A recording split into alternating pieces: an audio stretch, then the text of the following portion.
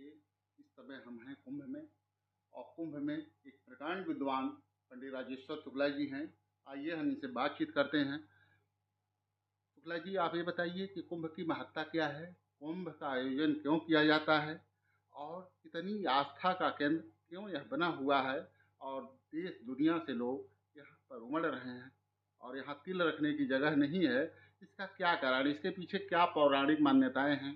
क्या मतलब यहाँ की जो तीर्थराज प्रयाग की महत्ता है?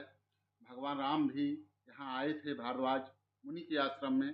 पूरा वृतांत आप हमारे दर्शकों को विस्तार से बताइए। न्यूज़ जो भारत है, न्यूज़ का भी हम आभार प्रकट करते हैं कि आपने अपने इस समाचार चैनल के माध्यम से लोगों को जोड़ने का जो अनुपम कार्य कर रखा है, उसके लिए आपको बहुत बहुत साधुवाद देते हैं।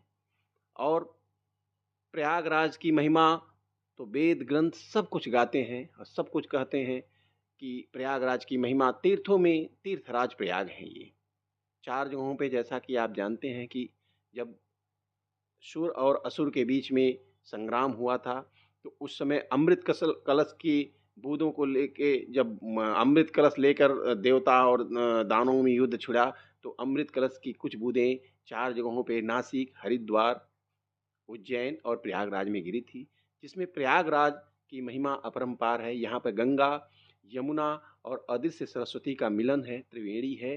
त्रिवेणी का मतलब ही ये होता है कि तीन तीन प्रतापों का नाश जो हाँ, त्रय तापों का नाश तो होता ही है। त्रिवेणी का मतलब 3 चोटियां। आप ऐसे इसको समझ सकते हैं कि जैसे माताएं होती हैं, बहन होती हैं, ये लोग जो चोटियां करती हैं, इसमें ये अपने बालों में 3 तरह की चोटियां बनाती हैं। लेकिन उस चोटी को आप किधर से भी देखेंगे तो 2 ही दिखेगा, लेकिन वो 2 नहीं रहता है, वो असल में वो 3 चोटियां रहती जैसे हैं। यहाँ पर भी है, हाँ, तो उसी सरस्वती तरह जी से माता अदृश्य है। सरस्वती जो हैं वो अदृश्य हैं, लेकिन वो उसमें विराजमान हैं। तो यहाँ पे नहाने का, यहाँ पर आने की, और माघ मकर गति रवि जब होई, तीरथ पति आव सब कोई।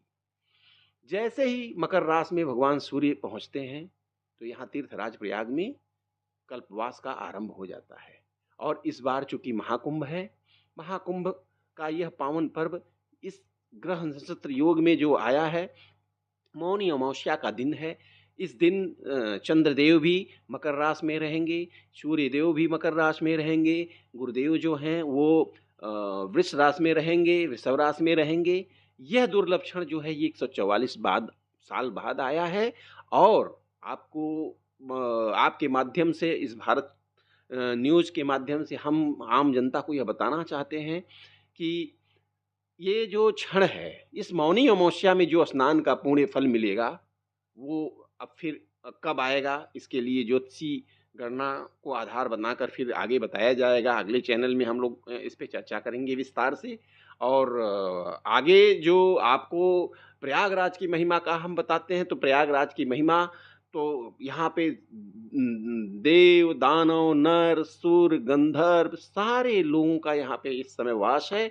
और जो हर योनि 84 लाख योनियां हैं, सभी योनियों के लोग, जीव जंतु यहाँ पे आके आपने जो प्रवास कर स्नान रहे हैं। किया है, जी, उसकी अनुभूति बताइए कैसा बहुत रहा? ही दिव्य, बहुत ही दिव्य। अब इसका सिर्फ इसे महसूस किया जा सकता है, इसको शब्दों से बयां नहीं किया जा सकता है। माता गंगा मैया की पावन गोद में जाते ही सब कष्ट वो हर लेती हैं। जैसे तमाम लोग ये कह रहे हैं कि इस समय स्नान करने लायक नहीं है, पानी दूषित है, ये है, तो क्या कहीं से आपको ऐसा लग रहा है? माँ के गोद में आप गए, किस तरह से पवित्रता का अनुभव हुआ, कैसा पानी दिखा? देखिए डॉक्टर साहब, कहने के लिए तो लोग बहुत कुछ कहते रहते हैं। नकारात्मकता में भी जो सकारात्मकता देख ले, वही सही मायनों में संत है। और इस समय जो गंगा जी में और यमुना जी का जो पानी है, बहुत ही निर्मल और अविरल है। यह ऐसा इसलिए हुआ है क्योंकि यह ईश्वरीय कृपा है।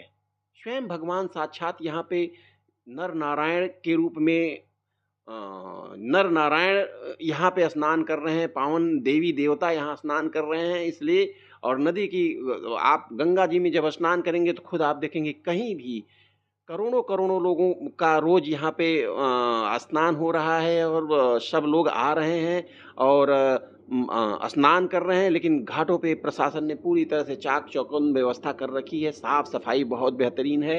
ऐसा दृश्य कभी नहीं मिला था।